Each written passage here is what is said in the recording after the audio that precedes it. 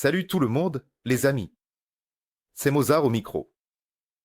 Dans cette vidéo, je vais faire une analyse assez détaillée de l'endroit où nous en sommes actuellement. Quand est-ce que ce cycle pourrait potentiellement se terminer? Avant un retournement complet ou juste avant une grosse correction? Et dans cette vidéo, j'analyserai d'autres indicateurs. Pas la technique, ni les bougies qui sont actuellement ouvertes, mais vraiment le fondamental de base. On va se concentrer spécifiquement sur les flux monétaires qui circulent entre les gros et les petits détenteurs de Bitcoin, entre les détenteurs à long terme et à court terme. D'ailleurs, les gros peuvent être à la fois des investisseurs à court terme et à long terme, tout comme les petits. On va regarder de près les flux monétaires qui circulent entre les gros, les petits détenteurs de Bitcoin, ainsi qu'entre les détenteurs à long terme et à court terme. De plus, les grands projets peuvent être à court et à long terme, ainsi que petits. Il s'agit donc simplement d'investisseurs particuliers ou institutionnels. Je vous recommande de regarder cette vidéo jusqu'au bout, car les informations que je vais vous donner peuvent. Chacun d'entre vous va l'interpréter à sa manière. Donc, je vais tirer une certaine conclusion de ces informations à la fin de la vidéo. Mais, aller directement à la fin et regarder ma conclusion n'a pas beaucoup de sens. Il serait plus approprié que chacun de vous tire sa propre conclusion. Je vais juste vous montrer des informations sur ce qui se passe actuellement avec les flux et le capital dans la blockchain. Et j'espère que chacun d'entre vous prendra la bonne décision après que je vous ai montré les aspects techniques du Bitcoin. Ici, je pense que ça a vraiment de la gueule, surtout après cette bougie, avec un tel volume, lors de l'inauguration de Trump. Cette zone, ici, représente une zone de consolidation, dans le cadre des intervalles de temps intrajournalier. Et en gros, ici, on peut considérer le long, c'est-à-dire tout ce qui est au-dessus de la barre des 99 000 $. Toute correction est un long, parce que si le prix dépasse, c'est juste un agencement technique. Si on a ce creux avec une confirmation à la baisse, on peut facilement et rapidement revenir en arrière. On va revenir ici, près des 90 000 $. Donc, cette zone est assez solide, surtout avec un tel volume. Ici, près des 90 000 $. Cette zone est donc assez forte, surtout avec un tel volume. Et maintenant, passons à l'essentiel, à l'analyse de la blockchain. C'est parti. C'est le graphique de la capitalisation réalisée, de son changement net. Dans le cadre d'une fenêtre de 30 jours, c'est-à-dire à quel point elle a changé au cours des 30 derniers jours. Elle montre, pour faire simple, combien d'argent est actuellement entré dans la crypto. Cette ligne orange ici, c'est justement la ligne de capitalisation réalisée. Et voici son changement en pourcentage sur une fenêtre de 30 jours. Comment ça se passe sur les marchés haussiers? Je ne sais pas. Je pense que personne ne va contester qu'on est en plein marché haussier en ce moment, et généralement, ça se passe comme ça. On observe une augmentation de la capitalisation réalisée, indiquant que l'argent entre activement dans l'actif. Actuellement, la plupart des fonds arrivent dans la crypto via le Bitcoin. Après que le marché atteigne un équilibre, les changements de la capitalisation réalisée en pourcentage diminuent, mais restent positifs. Cela signifie simplement que la vitesse d'augmentation de la masse monétaire au cours des 30 derniers jours diminue. Une fois que le marché a trouvé cet état d'équilibre, une nouvelle vague d'impulsion suit. On assiste simplement à une diminution de la vitesse d'augmentation de la masse monétaire au cours des 30 derniers jours. Après quoi, dès que le marché a trouvé un état d'équilibre, une nouvelle vague d'impulsion s'ensuit. Ici, on observe une sorte de divergence entre l'indicateur et le prix, après quoi il y a, soit une correction très forte selon le Fibo. C'est environ 30 à 40% par rapport au pic. Dans ce cas, pour le Bitcoin, on pourrait avoir soit un sommet macro, soit un retournement complet vers un marché baissier. Par exemple, en 2021, tout, pour faire simple, se déroulait à peu près comme ça. OM1 croissance, ensuite une baisse des flux entrants, encore une vague de croissance. D'ailleurs, en parlant de ça, on observe une divergence, une baisse des flux entrants et enfin une petite dernière vague de croissance. Voilà. Il n'y a plus d'argent frais et on passe à une forte correction, à cause de l'interdiction en Chine. Dans ce cas, le prix atteint plusieurs nouveaux sommets, en formant une divergence multiple avec l'indicateur, ce qui entraîne une correction très forte. La chute, en 2021. Donc, avec une augmentation de 30% de la masse monétaire réalisée au cours des 30 derniers jours. On est tombé à 13%, soit environ 2,5 à 3 fois. Ensuite, on est passé de 22% à 12%, soit environ 2 fois. Et ensuite, ça a juste commencé à chuter. Ensuite, on est passé de 13% à environ 4,5%. C'est-à-dire à peu près 3 fois aussi. Les indicateurs montrent un équilibre. Le marché est prêt pour une nouvelle impulsion.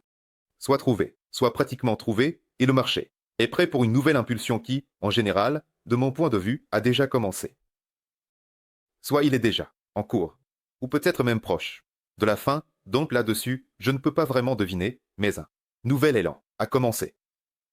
On peut le voir en regardant les sommets depuis le 17 décembre. Ce qui me dérange ici, c'est cette image 1-2, alors que le prix fait 1-2. Donc, si on élargit un peu et qu'on ne regarde pas seulement les graphiques journaliers, mais même pas les graphiques hebdomadaires, mais vraiment les graphiques mensuels, on voit qu'il y a une divergence assez importante. Avant, je n'avais jamais rencontré ça, et dans le blockchain, il n'y avait pas eu de telle divergence prolongée. Et même pas des graphiques hebdomadaires, mais vraiment des graphiques mensuels, on a ici une divergence assez importante. Avant, je n'avais jamais rencontré ça, et dans le blockchain, il n'y avait pas eu de telle divergence prolongée. Quand le premier sommet se dessine, disons en mars-avril 2024, et que le deuxième sommet se dessine en janvier 2025, c'est-à-dire avec un intervalle de 9 mois, 9 à 10 mois. C'est un intervalle vraiment très long, mais elle est là. Et si on regarde le graphique mensuel, cette divergence sera vraiment très visible. Parce que pour un graphique mensuel, ça ne représente que 9 à 10 bougies. Ça me stresse un peu. Parce que pour un graphique mensuel, ça ne représente que 9 à 10 bougies. Ça me stresse un peu. Et globalement, c'est une référence assez sérieuse à ce que, peut-être, cette impulsion actuelle, qui a déjà commencé, pourrait être la dernière. Avant. Une correction sérieuse. Le graphique suivant montre le profit et la perte, réalisée avec une moyenne sur 7 jours, c'est-à-dire avec une moyenne hebdomadaire, pour éliminer le bruit superflu. Donc, dans le cycle actuel, et surtout au cours de la dernière année, quand les prix, plus ou moins, ne changent pas beaucoup en pourcentage, contrairement à si on compare les prix actuels avec ceux de 2017, on a remarqué que dès que le profit net réalisé par rapport aux pertes tombe avec une moyenne sur 7 jours, à des niveaux d'environ 2 cents à 300 millions de dollars. Sur un petit élan, cela représente un creux ou quelque chose de ce genre, ou le début de la formation d'un creux, après quoi une nouvelle vague suit. Les pourcentages ne changent pas beaucoup, contrairement à si on compare les prix actuels avec ceux de 2017. On a remarqué que, dès que le profit net réalisé par rapport aux pertes tombe, avec une moyenne sur 7 jours, à des niveaux d'environ 2 cents à 300 millions de dollars. Sur ce petit élan, ça représente un creux ou quelque chose comme ça, ou le début de la formation d'un creux, après quoi une nouvelle vague suit. Donc, par exemple, au début de l'année 2024, on avait à peu près la même situation durant toute l'année dernière. Donc, c'est l'adoption du Bitcoin et ensuite la correction. On est tombé dans la fourchette de 2 cents à 300 millions de dollars, on y a encore rebondi, on a formé un creux, et on est parti vers un nouveau sommet. Ensuite, on a rebondi dessus. En avril. Après que l'Iran a attaqué Israël, ça a rebondi. Après ça, le marché n'a pas réussi à tenir, on a commencé à tomber en dessous de ce niveau, et donc, on a eu un énorme range qui a duré, au total 9 mois. En 2021, on avait une situation très similaire sur le bull market de 2021. Si on regarde, cette ligne a aussi fonctionné presque parfaitement. Donc, il y a eu une impulsion, une correction vers le niveau de 2 cents à 300 millions de dollars en termes de profits réalisés par rapport aux pertes. Puis encore une correction sur cette même ligne, clairement. Et encore une autre sur cette même ligne, clairement. Tout le monde n'a pas tenu. L'interdiction chinoise a fait qu'on est parti dans une tendance baissière pendant un certain temps. Plaidois. Le moment actuel a, en gros, marqué un creux local. Voilà, on l'a touché. C'est tout droit. La fourchette de 2 cents à 300 millions. Il y avait à peu près 3 mois ici et on est parti dans une nouvelle vague d'impulsion, c'est-à-dire que le profit réalisé a commencé à augmenter. Ça veut dire que la phase de cette consolidation, la phase de faible volatilité, est terminée. Et dès que Trump est arrivé au pouvoir, officiellement, lors de l'inauguration, on a commencé cette impulsion, c'est-à-dire cette compression de du nu. Elle a été mise en place et la phase d'impulsion a commencé. Je veux que vous compreniez où je veux en venir. Ce que je veux dire, c'est que cette impulsion qui vient de se déclencher pourrait être la dernière. D'ailleurs, ici, contrairement à l'indicateur précédent, c'est-à-dire que je vous montre maintenant, il n'y a pas de divergence sur le time frame mensuel. Faites attention, ici. Le pic de l'indicateur correspond au pic du prix. Ça correspond au pic du prix, mais c'est un indicateur plus abrupt. Si là-bas on utilise un lissage sur 30 jours pour le mensuel, ce qui correspond aux bougies mensuelles, ici on utilise un lissage hebdomadaire. Cependant, ici, il y aura probablement une divergence sur les bougies hebdomadaires. Donc, ici, on a travaillé cette correction pratiquement à 20%. Et maintenant, ça a commencé, c'était une divergence quotidienne, et maintenant on a déjà une divergence hebdomadaire. Donc, je pense qu'ici on va avoir une divergence hebdomadaire. Et comment le Bitcoin va s'en sortir, c'est inconnu. Et ça me fait aussi peur. Le graphique suivant montre, en gros, la même chose, mais sous un autre angle. Ici, on nous montre le profit réalisé absolu plus la perte réalisée. Donc, combien d'argent circule au total? Maintenant, peu importe si c'est un profit ou une perte. Dès qu'on atteint un certain chiffre, qui dans le cadre du cycle actuel et précédent était d'1 milliard de dollars. En gros, ça a toujours signifié, après des impulsions haussières classiques, qu'il y a eu une correction, que l'équilibre a été trouvé après l'impulsion. Et donc, on peut commencer la prochaine impulsion, qui n'est pas du tout garantie d'être aussi forte que la précédente. Donc, cette ligne horizontale bleue, c'est le repère du milliard de dollars. Regardez comme elle a bien fonctionné pendant le bull run de 2021. On a rebondi 3 fois dessus. Ensuite, ici, on a aussi dessiné des divergences. 34. C'est carrément 4 fois un pouce et on a dessiné. On est parti vers le bas. C'est exactement la même chose, on y est arrivé. Après, la distribution maximale, des profits et des pertes au niveau du milliard de dollars, on s'est consolidé. Le marché a trouvé un fond et est parti dans une nouvelle vague d'impulsion. Voilà, ça y est, c'est parti. On est de nouveau monté. Le profit réalisé par rapport à la perte, mais qu'est-ce qui est important ici? Il n'y a pas non plus de divergence sur le time frame mensuel. Mais, on voit une divergence sur le hebdomadaire, TF. Autrement dit, il y avait une journée ici, nous l'avons déchargée. Maintenant, ça va être la semaine. Et donc, la décharge sur le hebdomadaire sera beaucoup plus sérieuse que sur le journalier. C'est, en gros, cet indicateur. Ça duplique le précédent, mais avec d'autres paramètres. La prochaine métrique est aussi assez intéressante. Ça s'appelle Binary CDD. On peut tourner autour de cette métrique. Pendant longtemps, expliquer comment elle fonctionne, mais en gros, c'est une métrique qui montre à quelle vitesse elle opère. On détruit ce qu'on appelle les jours de monnaie, c'est-à-dire les anciennes monnaies, avec de gros volumes. On prend une fenêtre de 7 jours, et si, à l'intérieur de cette fenêtre de 7 jours, il y a 7 jours consécutifs, une grande quantité de données de jours de monnaie est détruite, ce qui signifie beaucoup. Ça veut dire qu'elle est au-dessus de la moyenne historique, c'est-à-dire cumulée, moyenne, donc cette métrique le montre. Voici un code barre comme ça, appelé la ligne rouge, c'est-à-dire la distribution maximale. Elle nous a montré la distribution à la fin novembre, c'est-à-dire que pendant 77 jours, de gros volumes de monnaie ont été détruits, donc les investisseurs à long terme les ont liquidés. Et ça a duré environ 7 à 10 jours. C'était une période où il y a eu une petite divergence sur le time frame journalier et une connexion de presque 20% si on regarde le marché haussier, comment ça se passe. D'ailleurs, au début de 2024, c'était la même chose, 1 à 2, après quoi on est parti dans un orange, puis, en 2021. Ici, la destruction de la pièce de monnaie a été plus prononcée, c'est-à-dire qu'il y a eu plusieurs étapes. Regardez l'année 17 avant-dernière. Ici, c'est une destruction totale. Mais encore une fois, le détenteur à long terme actuel est très différent de celui de 2017, surtout en termes de délai et de volume. Donc c'est inutile de comparer ça avec 2017. Le maximum avec lequel on peut comparer, c'est avec 2021, et encore mieux, c'est juste avec le marché haussier actuel. Donc, on voit comment ça évolue depuis le début de 2023. Comparer ça avec 2017, c'est inutile, le maximum avec lequel on peut comparer, c'est avec 2021. Et encore mieux, c'est juste avec le marché haussier actuel. C'est-à-dire, comment ça évolue depuis le début de 2023. Donc, on est entré dans ce qu'on appelle la zone de sécurité, où les jours de monnaie ont pratiquement cessé d'être détruits. C'est-à-dire qu'il y a même eu quelques jours où il n'y a eu aucune hausse des ventes de jours de monnaie avec un volume supérieur à la moyenne cumulée. C'était la formation d'IFO. Et après ça, on a eu un nouveau pic. Donc, il est très probable qu'on verra encore un autre de ces codes barres rouges. Ça veut dire que les détenteurs à long terme vont à nouveau vendre leur gros volume de vieille monnaie dans le cadre de cette fenêtre de 7 jours. Et on va remplir cette fenêtre de 7 jours. Dans le cadre de la fenêtre de 7 jours. Et on va remplir cette fenêtre de 7 jours. Et là, il faudra vraiment regarder à quel point ils vendent, quel volume et combien de temps ils continuent à le faire.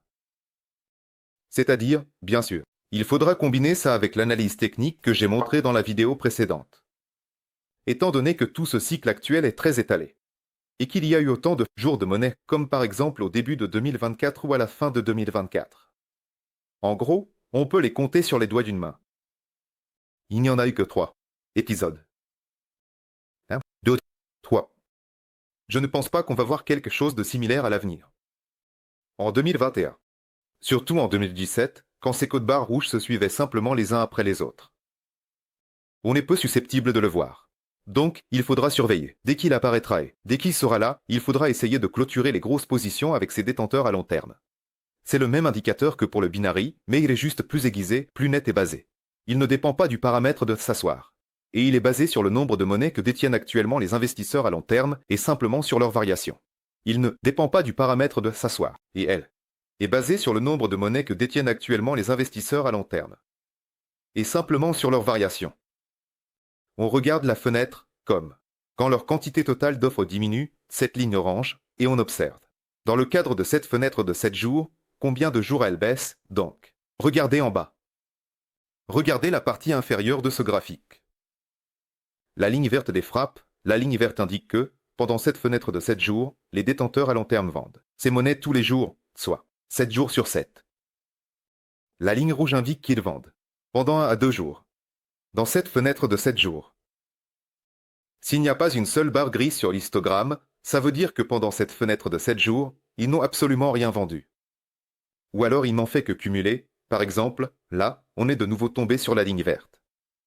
Et encore une fois, ça montre que l'ancien indicateur binary CDD va bientôt aussi nous le montrer. Voici ce code barre rouge. Parce que cet indicateur est un indicateur avancé.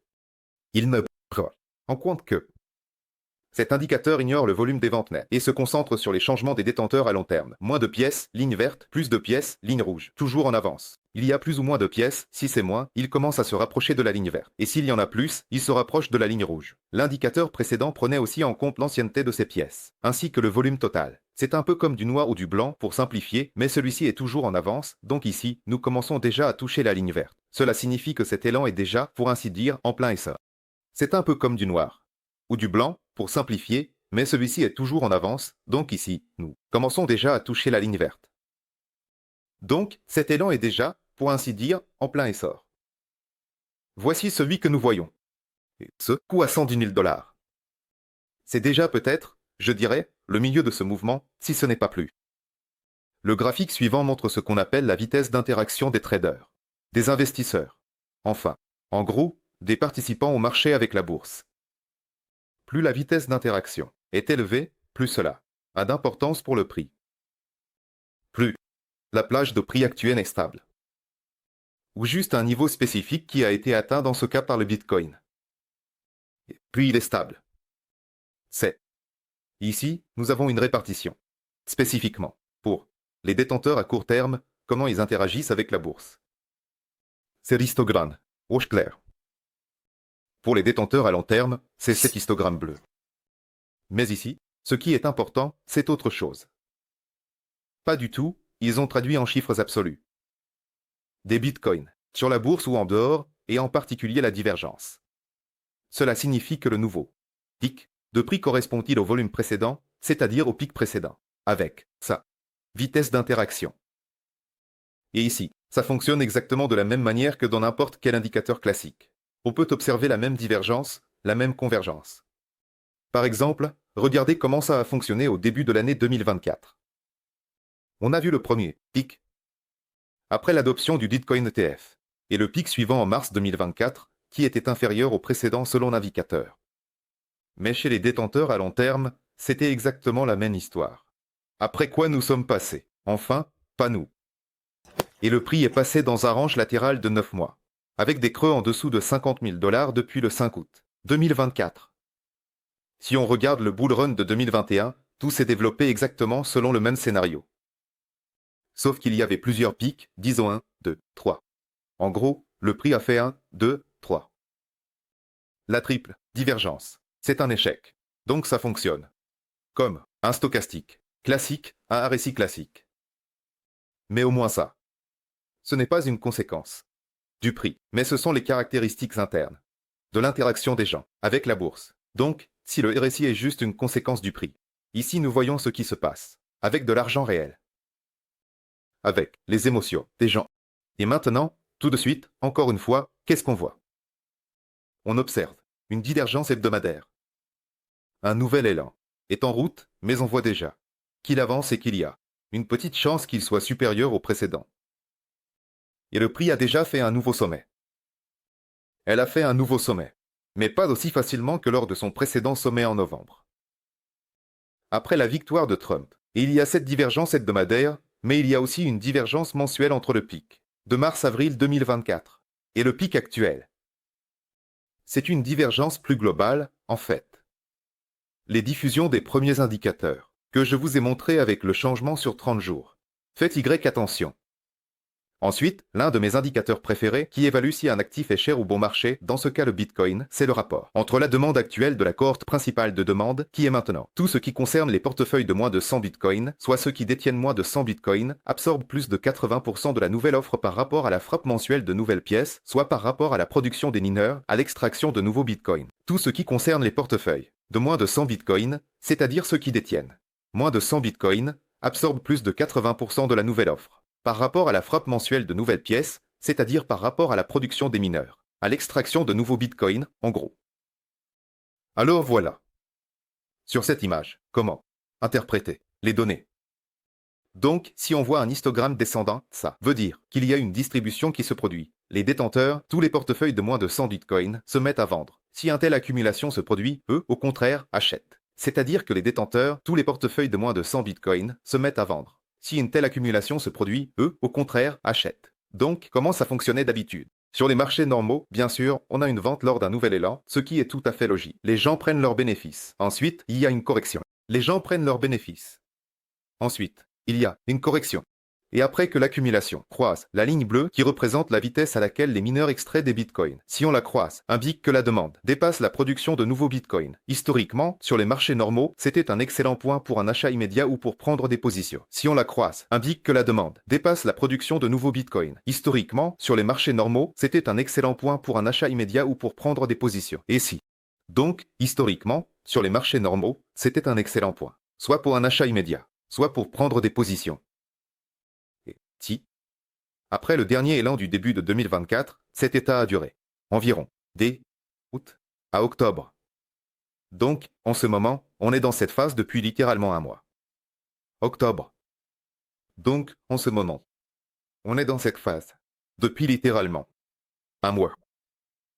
Et historiquement, c'était un excellent point d'entrée. Cependant, après avoir vu cette absorption, le prix est de nouveau monté. Cet indicateur va maintenant commencer à se plier. Et je suppose que la nouvelle vague d'élan ne sera pas aussi marquée que cette vague-ci. Ça va être une sorte de divergence qui va dessiner un écart avec le prix. Et je suppose que la nouvelle vague d'élan ne sera pas aussi marquée que cette vague-ci. Et ça va être une sorte de divergence qui va dessiner un écart avec le prix. Et ça pourrait mener à une correction beaucoup plus sérieuse. Et ça va être une sorte de divergence qui va dessiner un écart avec le prix. Et ça pourrait mener à une correction beaucoup plus sérieuse. Eh bien, par exemple, en 2021, encore une fois, en revenant à ça, c'était exactement comme ça. Donc, voilà la première vague de distribution, la deuxième vague de distribution et la troisième vague qui arrive. Tout ça s'est passé en 2021 à travers une triple divergence. C'était fort. Voilà ce resserrement au niveau de la distribution. Et le prix a atteint de nouveaux sommets historiques, après quoi on a vu une chute assez sérieuse. Suivant. On croise la ligne bleue et ça marque le début d'une sorte de période d'absorption. Ces siècles, les cohortes de détenteurs de 0 à 100 bitcoins ont dépassé le sommet de décembre, je doute, des volumes de la première vague de novembre plus élevés que ceux de mars et avril 2024. Maintenant, on a déjà dépassé le sommet de décembre et la distribution de la nouvelle vague a déjà commencé. Mais je vais le répéter, en tenant compte des volumes de la première vague de distribution de novembre, j'ai de sérieux doutes qui, soit dit en passant, sont plus élevés que ceux de mars et avril 2024. Je ne pense pas que la nouvelle vague de distribution va battre celle de novembre. Et ici, il y a clairement une divergence qui se forme avec une probabilité de 90 à 95% que cette nouvelle vague de distribution va battre celle de novembre. Et ici, il y a clairement une divergence qui se forme avec une probabilité de 90 à 95%. Donc, c'est à ça que je me prépare en ce moment. Et pour ne pas vous faire attendre, je vais vous montrer la dernière métrique. Pas la plus simple, mais très efficace. La ligne bleue. Qu'est-ce qu'elle montre? Elle montre quelle quantité d'offres. En gros, par rapport à la circulation totale en pourcentage. On a accumulé dans une plage de 15% de mouvement du prix. Donc, on prend le prix actuel, on monte de 15% et on descend de 15%. Si le prix reste dans cette fourchette, on regarde combien d'offres a été accumulé. Autrement dit, si la ligne bleue est en haut, en règle générale, il s'agit du LX historique, et d'environ 30%. Donc, le marché a été sans volatilité pendant très longtemps. En d'autres termes, le prix a de fortes chances de dépasser ou descendre en dessous de 15%. La probabilité d'aller vers le haut sur les marchés baissiers est donc de descendre. Et cette fenêtre va être considérablement élargie. C'est-à-dire que le prix a de fortes chances de dépasser ou de descendre en dessous de 15% en général. Donc, le prix a de fortes chances de dépasser ou de descendre en dessous de 15% en général. Dans le cadre des divergences. Sur les marchés normaux, encore une fois, ça arrive comme ça. Donc, on a une période de faible volatilité qui se situe dans une plage de plus ou moins 15%. L'offre va s'accumuler et il y a une vague d'impulsion qui se produit. Donc, on a une période de faible volatilité qui se situe dans une plage de plus ou moins 15%. L'offre va s'accumuler. Une vague d'impulsion se produit et nous sommes tous à un nouveau niveau et ici, une nouvelle offre s'accumule. Une onde d'impulsion se produit.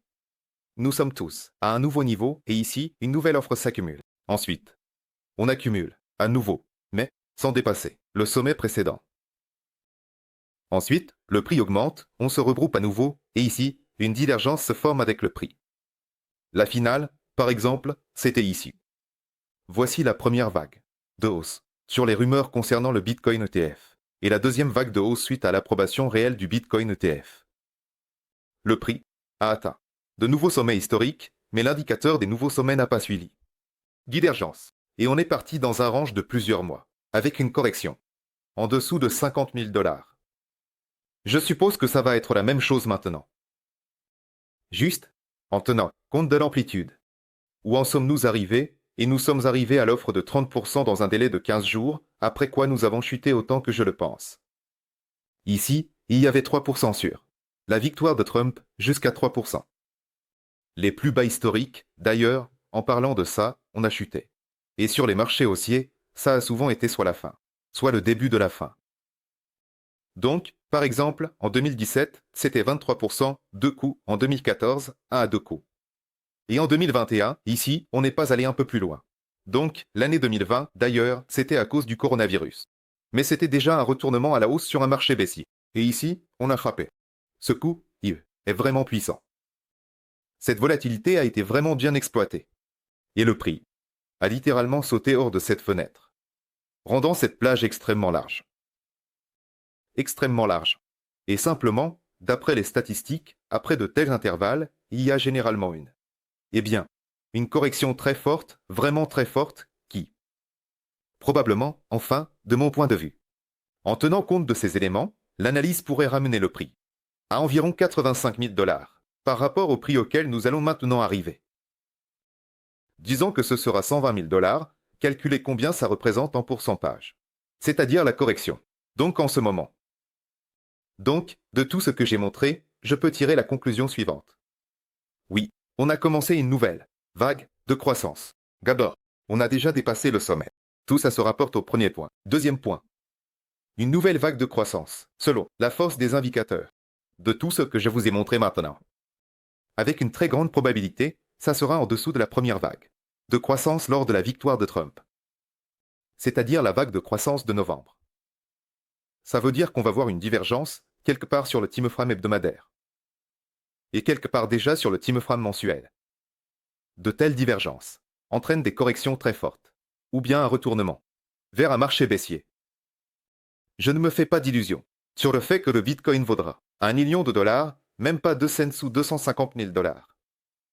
Voici quelques niveaux que certains fonds de capital risque vont atteindre, qui, à un moment donné dans le futur, sont en gros réalisables. Je regarde maintenant la situation réelle. Est-ce que quelque chose peut changer cette situation?